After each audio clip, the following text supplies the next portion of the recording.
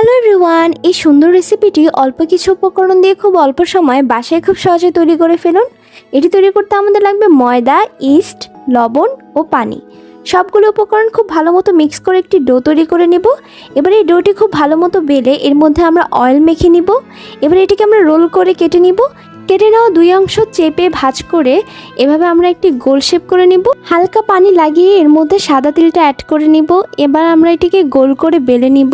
এরকম ত্রিভাঁজ করার পর আমরা এটিকে কিছুক্ষণের জন্য রেখে দেব। তারপর এটি বাটার বা তেল দিয়ে আমরা ভেজে নিব।